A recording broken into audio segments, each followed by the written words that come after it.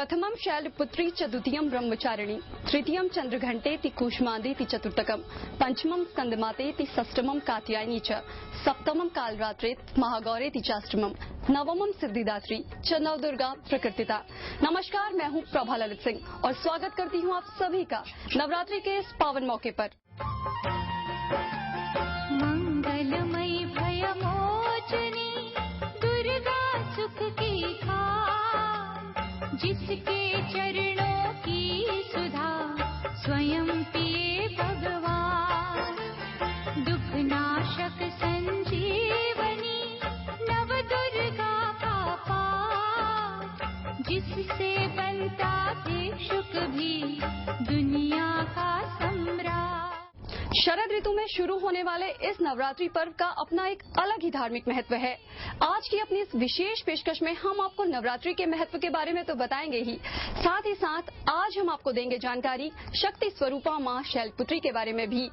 इसके अलावा आज हमारे स्टूडियो में होगी मां शैलपुत्री की पूजा अर्चना, वो भी पूरे विधि विधान से। इसलिए हमारी इस विशेष पेशकश को आप लोग ध्यान से देखिएगा और हमारे साथ जुड़ जाइए मां शैलपुत्री की इस महापूजा में, क्योंकि यही वो पूजा है जिसके जरिए पूरी होंगी आपकी सारी मनोकामनाएं।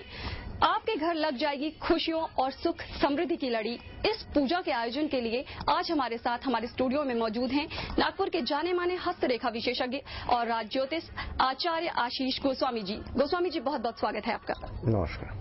पंडित जी, यूं तो समय समय पर देवी देवता अपने अलग अलग स्वरूपों में दुष्टों का संहार करने के लिए अवतार लेते रहे हैं, लेकिन अचानक ऐसा क्या हुआ कि मां गौरी को इन 9 स्वरूपों में अवतार लेने की जरूरत पड़ी? या मैं कुछ बोलना चाहूंगा कि तुम्ही ने मुझे उत्पन्न किया है, तुम्ही से प्रता हूँ प्राण, सृष्टि की हर वस्तु में माँ तुम्ही हो विराजमान।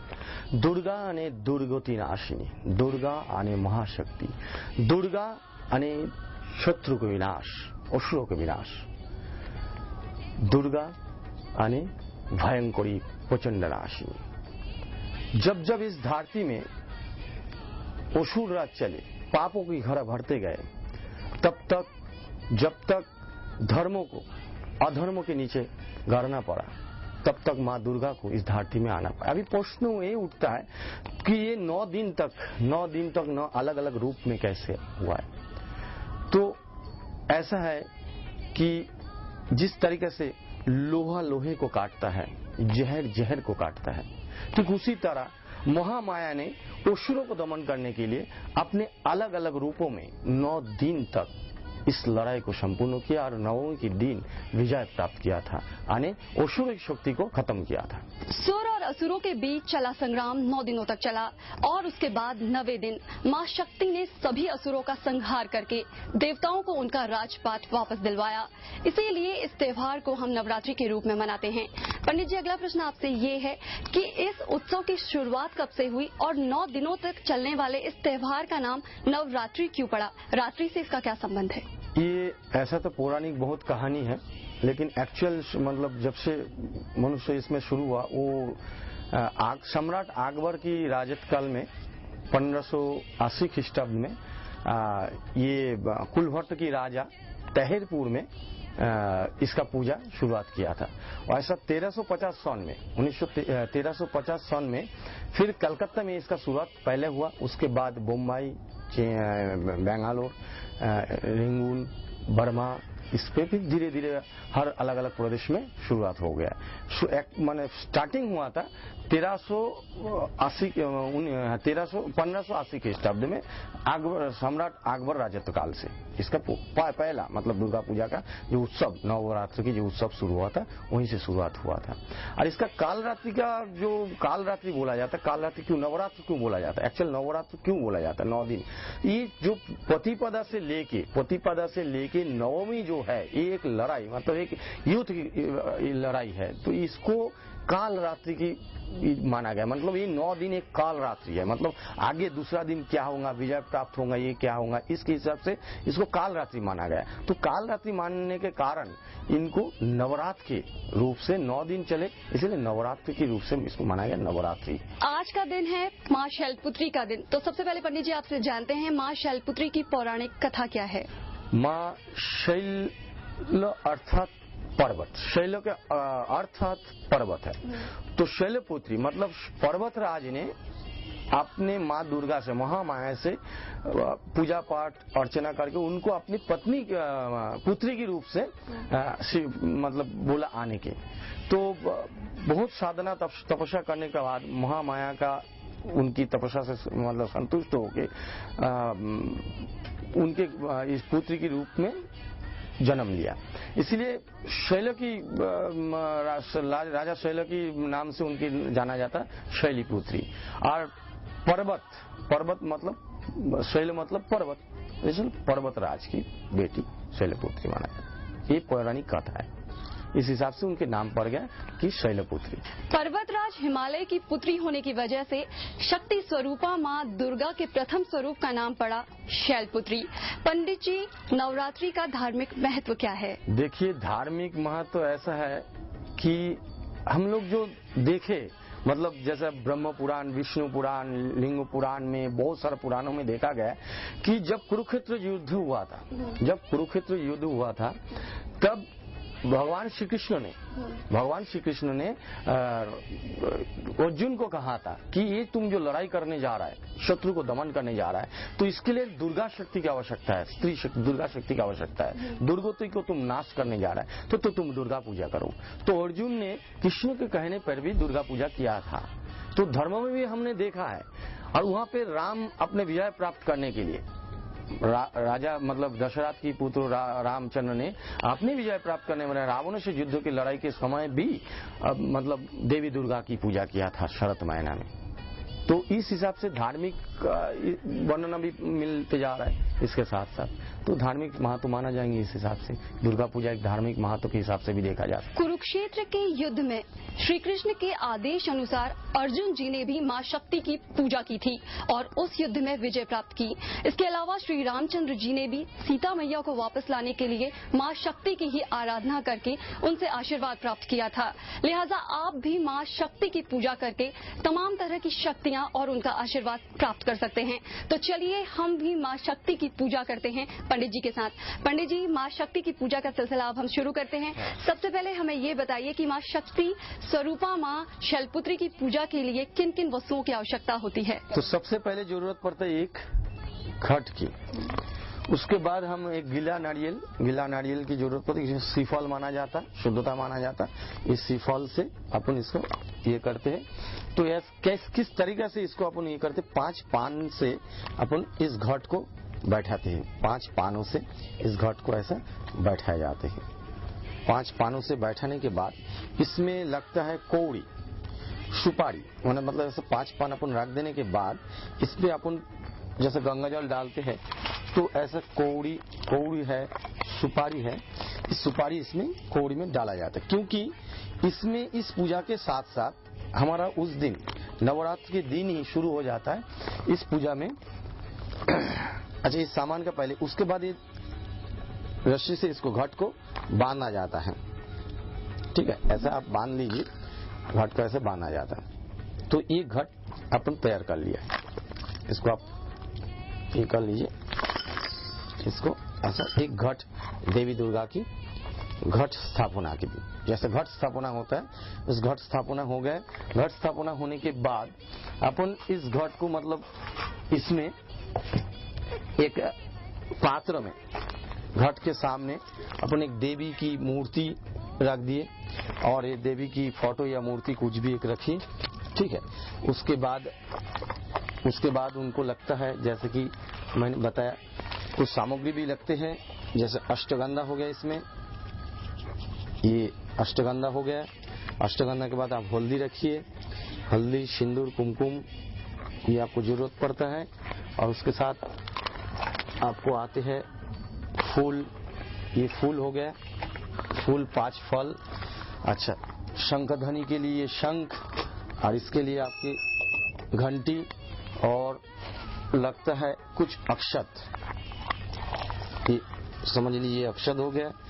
तो आप अभी पूजा कैसे शुरुआत करेंगे, ये इतना सामान की जरूरत पड़ता है। और एक मिठाई की भी पैकेट भगवान को चढ़ाया जाता। सात्विक और शुद्ध मन के साथ अगर आप खुद भी अपने घर में घट की स्थापना करना चाहते हैं तो जरूरी नहीं कि आप किसी पंडित को बुलाएं या फिर किसी भी तरह का कोई दूसरा बड़ा अनुष्ठान करें। सात्विक मन और स्वच्छ भावनाओं के साथ आप खुद भी मां शक्ति का आवाहन कर सकते हैं। शरपामी करके अक्षत चढ़ाइए, उसके बाद इसमें मतलब ऐसे अष्टगंधा ये देवी माँ के इसमें चढ़ाइए, फूल चढ़ाइए। पहले घट में कि पहले देवी माँ? पहले इसमें अक्षत चढ़ाइए। अच्छा। क्योंकि घट की स्थापना हो गया। अच्छा। क्योंकि देवी माँ का पूजा ऐसा मूर्ति में पूजा संभव नहीं है। अच्छा। मैं पहले ही बता चुका हूँ कि ये भयंकर कठिन पूजा है, ये शक्ति की आराधना है। इसमें सबसे मेन चीज है मन में एकाग्रता होना जरूरी है और मन शुद्धता होना चाहिए, वस्तु शुद्ध होना चाहिए और विधि पूर्वक इसको पूजा किया जाता है। लेकिन विधि पूर्वक पूजा करने के लिए आपको कोई मंदिर इसमें जाना पड़ेंगे, पंडितों को बुलाना पड़ेंगे, हवन होता है, इसमें बहुत सारा कुछ चीजें होता है, लेकिन वो इतना घर में संभव नहीं है। सिर्फ आप मन को पवित्रता रखिए, मन में शुद्धता रखिए और शुद्ध विचार में माँ को फूल चढ़ाइए, अक्षत चढ़ाइए, मिठाई जो है मिठाई दिखाइए, शंकर ध्वनि शंख आवाज से शंकर ध्वनि कीजिए।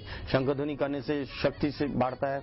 और घंटी बजाइए, ऐसा अगरबत्ती धूप दिया जलाइए और मन में प्रार्थना रखिए कि हमारा शत्रु को हमारा जो भी ताप है माँ ग्रहण करो, हमारा पूजा गुण करो। उनसे एक आशीर्वाद, एक परम शक्ति के आशीर्वाद हमको प्राप्त होता है। या देवी सर्वभूतेषु शैलपुत्री रूपेण संस्थिता नमस्तस्यै नमस्तस्यै नमस्तस्यै नमो नमः। इस मंत्र के उच्चारण के साथ ही आप माँ शैलपुत्री के चरणों में अपना समर्पण, अपनी पूजा को समर्पित कर सकते हैं। जैसी आपकी मनोकामना है, जो भी मनोकामना है, ये कमल के फूलों द्वारा आप मनोकामना माँ के चरणों में रख सकते हैं। ये 9 दिन जो चलने वाला पूजा है, इस पूजा में आपको उनकी शक्ति प्राप्त होगा, विजय प्राप्त होंगे कोई भी क्षेत्रों से। जैसे कि पहला दिन जो पूजा होता है, पहला दिन मतलब पर्वत की जो ऊंचाई है, जैसे पर्वत करना है तो उनको पूजा करने से अपनों की पर्वत की ऊंचाई तरफ मतलब फल मिलता है। जैसा कि चाहे वो विद्या स्थान में हो, विद्या में उतना ही ऊंचाई मिलता है जितना इनकी पूजा करने से, क्योंकि शैलपुत्री मतलब पर्वत की पुत्री है। ठीक उसी तरह नौकरी क्षेत्र में, व्यवसाय क्षेत्र में, कोई भी क्षेत्र में आपको सफलता मिले तो उतना ऊंचाई तक सफलता मिल सकता है। मतलब जो जिसको बहुत ऊंचाई तक माना जा सकता है उतना फल प्राप्ति आप कर सकते हैं अगर इनके सिद्ध मानों से आप इनकी प्रार्थना करें तो। माँ शैलपुत्री की आराधना से आपको आकाश की बुलंदियों तक की ऊंचाई मिल जाती है, क्योंकि माँ शैलपुत्री का नाम ही है शैल पर्वत की पुत्री और उनका काम ही है आशीर्वाद देना, आकाश की ऊंचाइयों तक पहुंचने का। उसके इस मंत्र के उच्चारण के बाद आप माँ के आगे दिया बाती कर सकते हैं और उसके साथ हवन भी कर सकते हैं, हवन सामग्री लेके हवन भी कर सकते हैं। मंत्र ही चला सकते हैं कि वो शैलपुत्री में सुहा करके आप उसमें हवन दे सकते हैं। हवन करने के साथ आप और बहुत सारा मंत्र है, बहुत सारा मंत्र ऐसा है, दुर्गे दुर्गे रक्षणी स्वाहा, ये बीज मंत्र है। इस मंत्र और कभी भी आप पाठ कर सकते हैं। तो महा सर्वमंगले मंगले शिवे सर्वतो साधिके सैन्य तैमके गौरी नारायणी नमस्तुते। उसके बाद सृष्टि स्थिति विनाशनं शक्ति भूते सनातनी गुणाश्रय गुणोमय नारायणी नमस्तुते। शरणागत दीनार्थ परिणतानुपरायणे सर्वतो हरे देवी नारायणी नमस्तुते। ऐसी मंत्र से आप पाठ कर सकते हैं। और मेन मंत्र जो है शैलपुत्री की या देवी सर्वभूतेषु शैलपुत्री रूपेण संस्थिता नमस्तस्मै नमस्तस्मै नमस्तस्मै नमो नमः। ये मंत्र पाठ करके आप देवी की शरणापन्न हो सकते हैं। इसके अलावा भी दुर्गे दुर्गिणी रक्षिणी स्वाहा मंत्र के जाप से आप माँ शैलपुत्री की आराधना कर सकते हैं। पंडित जी, आपने बीच में एक बार घट स्थापना के वक्त हमें बताया था कि घट की स्थापना के साथ ही इन 9 दिनों में माँ देवी की हम आराधना तो करते ही हैं, उसके अलावा 9 ग्रहों की भी आराधना अपने आप हो जाती है। उस बारे में थोड़ा सा जानकारी हमारे दर्शकों को दीजिए। जो पूजा स्टार्ट होता है, पूजा स्टार्ट के समय जैसे अपन ने घट स्थापना किया तो घट स्थापना के साथ साथ हम पूजा पाठ करते, तो गणेश जी की आह्वान होते। गणेश जी की आह्वान करने के बाद 9 ग्रह को जैसे आकाश में चलते 9 ग्रह है, रवि, गुरु, बृहस्पति, शनि, शुक्र, इन 9 ग्रहों का भी पूजा होता है। 9 जैसा किसी का 9 ग्रहों का भी कभी ज्योतिष शास्त्र में देखा गया कि लोग ज्योतिष के पास जाते हैं, ये ग्रहों का समस्या है, वो ग्रहों का समस्या है, तो इसमें 9 ग्रहों का समाधान हो जाता है। पूरा एक ही 9 दिनों में एक एक दिन एक एक करके ग्रह उसका समाप्त हो जाता है। आपकी कोई भी ग्रह अगर आपको तकलीफ दे रहा है तो ये नवरात्रि की पूजा करने से आपकी सभी ग्रह शुभ फल देते हैं, जो भी आपको प्राप्त होना है। ये मतलब ये शक्ति की पूजा है। शक्ति पूजा में तो ग्रह तो शत्रु है अपने लिए, शत्रु कभी कभी अपना ग्रह ही अपना शत्रु बन जाता है। कभी ग्रह मित्र भी बनता है, ऐसा बात नहीं कि ग्रह हमेशा, कभी मित्र भी बनता है, लेकिन जब वो शत्रु बन जाता है तो आगे जाके वो शत्रु ना बने अपने लिए। तो इसलिए अपन नवदुर्गा की पूजा यही विधि के विधान के अनुसार भी ऐसा शास्त्रों में भी यह है कि नवदुर्गा की पूजा के दिन नवग्रहों का भी पूजा होता है, पहला दिन वो पूजा हो जाता है। नवरात्रि के इन 9 दिन माँ शक्ति की पूजा करने के साथ साथ आपको माँ शक्ति का आशीर्वाद तो प्राप्त होगा ही साथ आप 9 ग्रहों की शांति का भी लाभ उठा सकते हैं। एक चीज मैं ये बोलूंगा, जो कौड़ी डाला जाता है इसके अंदर, घट के अंदर कौड़ी डाला जाता है। क्यों कौड़ी डाला जाता है? कौड़ी इसलिए डाला जाता है, कौड़ी को भी लक्ष्मी की रूप माना गया है।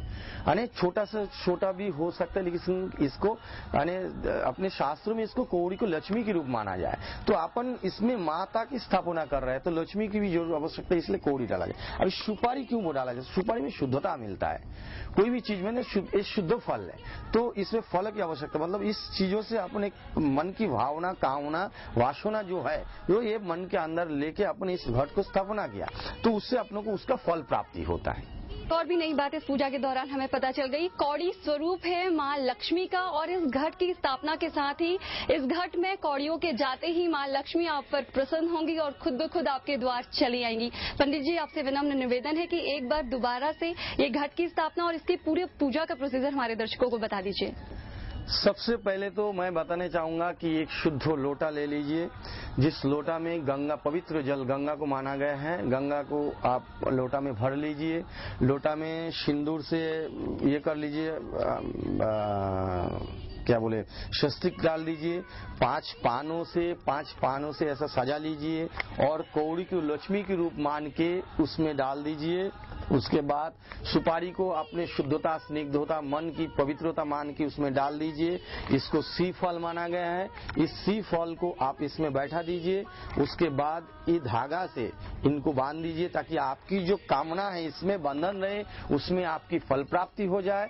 और उसके बाद आप अक्षत चढ़ाइए। इसको पहले अक्षत चढ़ाना जरूर है कि ये देवी बन गए हैं, तो देवी की स्वरूप हो गया है, तो देवी की स्वरूप होने के वास्ते अक्षत देवी को, देवता को ही चढ़ाया जाता है। तो अक्षत चढ़ाइए। उसके बाद देवी मूर्ति में, या मूर्ति नहीं रहे तो इसी में आप पूजा कर सकते, कमल की फूल लेके। और मंत्र है या देवी सर्वभूतेषु शैलपुत्री रूपेणु सनस्थिता नमस्तस्मै नमस्तस्मै नमस्तस्मै नमो नमः। या सर्वमंगले मंगले शिवे सर्वतो साधिके शयने तैमक गौरी नारायणी नमस्तुते। ऐसा करके आप पूजा कर सकते, आरती कर सकते। और उसके बाद आप हवन सामग्री के हवन भी इस घट के सामने कर सकते, उसमें आपको फुल फल प्राप्ति होंगे।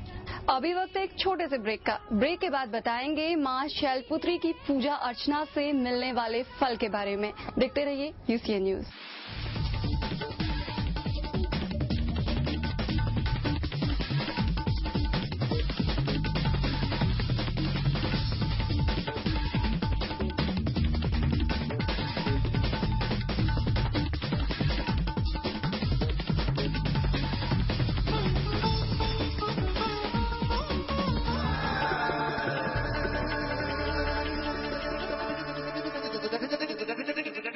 ब्रेक के बाद आपका बहुत बहुत स्वागत है। आप देख रहे हैं हमारी विशेष पेशकश महिमा नवरात्रि की। पंडित जी, हमें ये बताइए कि माँ शैलपुत्री की पूजा करने से क्या फल की प्राप्ति होती है? देखिए, मैं सबसे पहले बताया था कि शैलपुत्री पर्वत की कन्या है।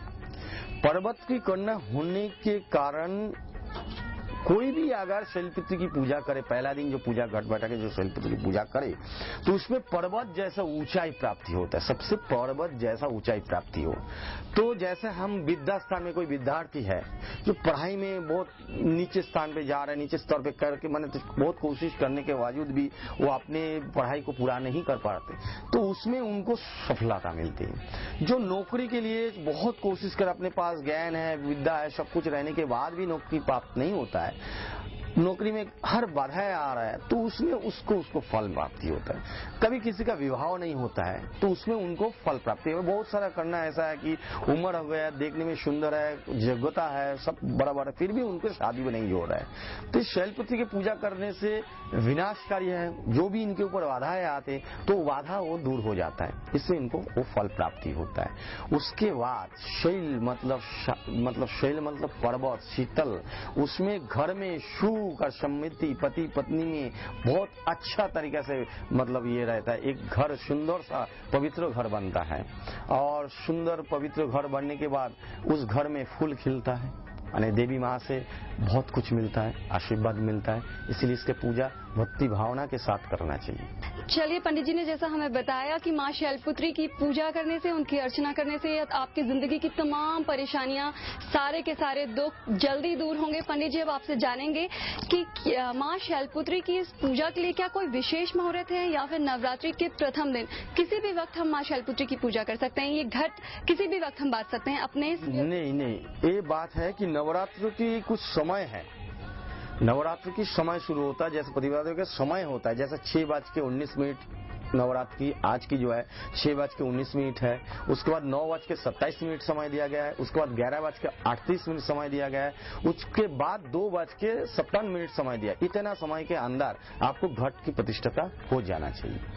उसके बाद आप उपवास रखिए, मतलब उपवास रख के पूजा अर्चना कीजिए।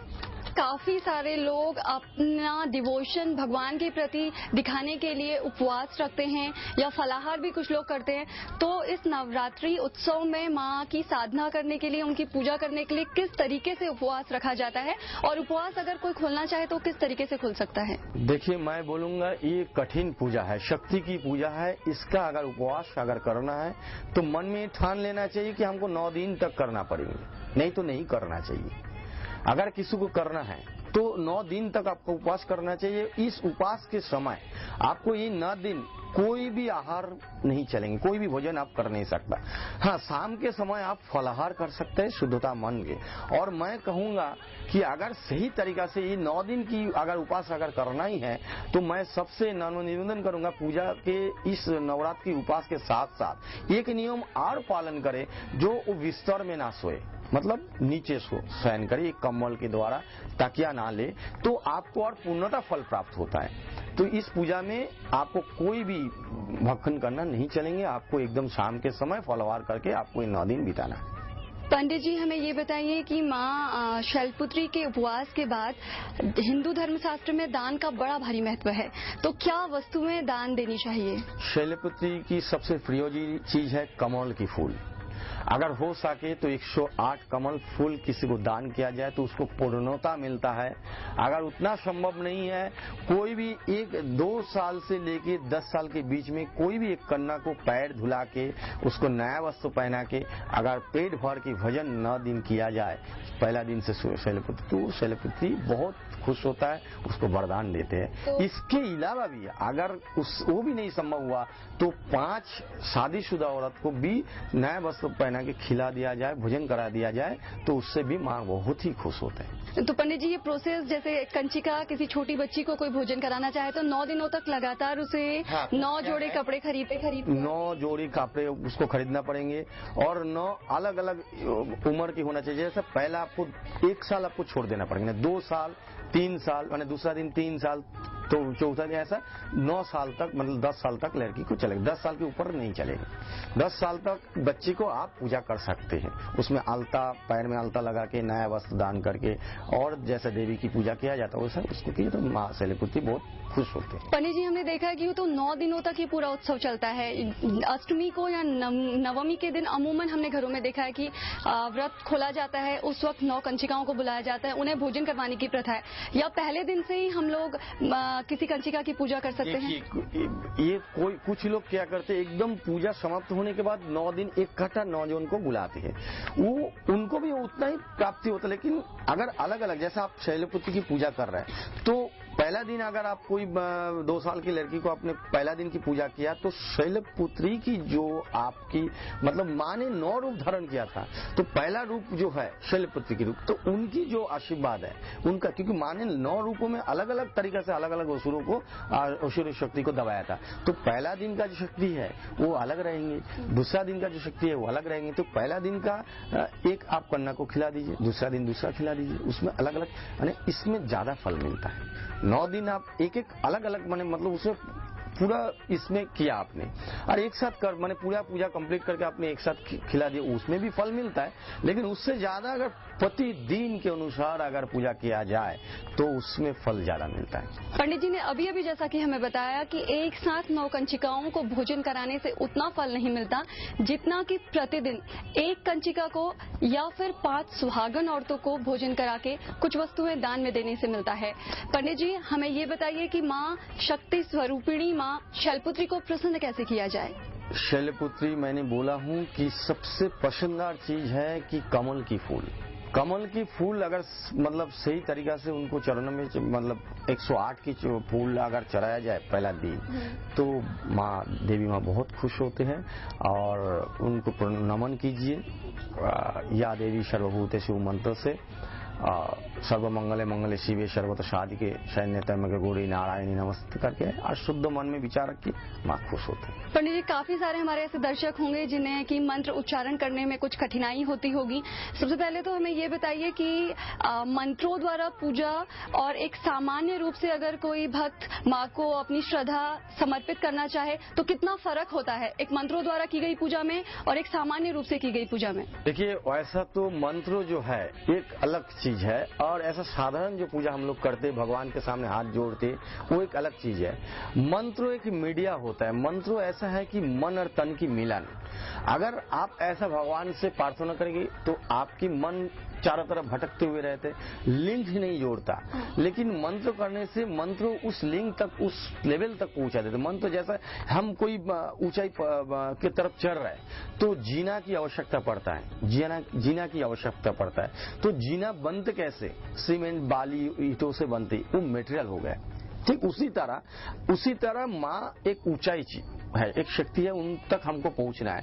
तो उस समय भी हमको एक पंडित की आवश्यकता होता है क्योंकि उस मेटेरियल को जोड़ते हैं। उस मेटेरियल क्या है? मंत्र है। मंत्र मेटेरियल बन जाता, मतलब मंत्र एक टूटा हुआ शब्द रहता। तो मंत्र जैसा हम या देवी सर्वभूतेषु शक्ति शैलीपुत्री रूपेणु संस्थिता, ये मंत्र टूटा हुआ शब्द है। तो शब्दकोश आप पहले सुने हैं, तो शब्दकोश भी चीजों को जोड़ते हैं तो एक सीढ़ी एक जीना बन जाता है। तो कोई मंत्र द्वारा अगर इसको अरे पंडित भी नहीं रहे तो खुद भी अगर इस मंत्र द्वारा पूजा करे, मंत्र पाठ द्वारा पूजा करे तो एकदम डायरेक्ट लिंक माँ तक पहुंच जाता है, उस शक्ति तक पहुंच जाता है जो शक्ति के लिए हम इतना मन और भावना से चाहते हैं कि शक्ति हमको चाहिए। तो उस शक्ति को पहुंचने के लिए कुछ तो मेहनत करना पड़ेंगे और नहीं तो ऐसा हाथ जोड़ के तो उसमें भी फल मिलता है लेकिन उतना मनवांछित फल नहीं मिलता है जितना इस मंत्रों द्वारा किया जा सकता है। मंत्र वो तरीका है जिसके जरिए आप अपना सीधा संपर्क स्थापित कर सकते हैं परमात्मा से, शक्ति स्वरूपा माँ शैलपुत्री से। अगर आपको पंडित जी द्वारा बताए गए इन मंत्रों को बोलने में तकलीफ हो रही हो, कोई कठिनाई आ रही हो, तो पंडित जी से हम अनुरोध करेंगे कि कुछ छोटे छोटे से मंत्र वो आपकी सहूलियत के लिए हमें बता दें। इन मंत्रों को आप लोग अभी अपने टेलीविजन स्क्रीन से नोट कर सकते हैं और इन मंत्रों के जरिए भी माँ के प्रति आप अपने श्रद्धा सुमन अर्पित कर सकते हैं, अपना मनवांचित फल प्राप्त कर सकते हैं। तो छोटा छोटा मंत्र देखिए, अगर किसी को इस बड़ा मंत्र का ये नहीं करे तो ऐसा दुर्गे दुर्गे रक्षणी शिवा, उसके बाद आप माँ दुर्गे नमो, उसके बाद आप बोल सकते इतना तो बोल सकते या देवी सर्वभूतेषु शक्ति रूपेणु संस्थिता नमस्तस्मै नमस्तस्मै नमो नमो, या कात्यायनी भय छेदे चामुंडे रक्त जो विनाशिनी शक्तिधारिणी रूपेणी संस्थित नमस्तस्मै नमस्तस्मै नमो नमः। ऐसा बहुत सारा छोटे छोटे मंत्र है। उसके बाद है सर्वमंगले मंगले शिवे सर्वत साधिके शरण्ये त्र्यंबके गौरी नारायणी नमस्तुते। ऐसा मंत्र से लोग कर सकते हैं। तो ये थे नागपुर के जाने माने हस्तरेखा विशेषज्ञ और राज ज्योतिष आचार्य आशीष गोस्वामी जी जो हमारे स्टूडियो में आए और माँ शैलपुत्री की महिमा के बारे में नवरात्रि की महिमा के बारे में हमें तमाम तरह की जानकारियां दी, हमें घट बांधना सिखाया और माँ की आराधना से प्राप्त होने वाले फलों के भी बारे में जानकारी दी। पंडित जी, आप हमारे स्टूडियो में आए, आपका बहुत बहुत धन्यवाद।